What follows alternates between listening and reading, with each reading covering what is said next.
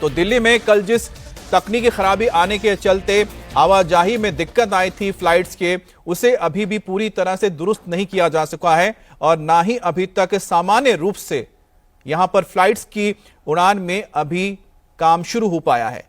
लेकिन मैन्युअली किसको किया जा रहा है, जिसके चलते यात्रियों को काफी परेशानी हो रही है।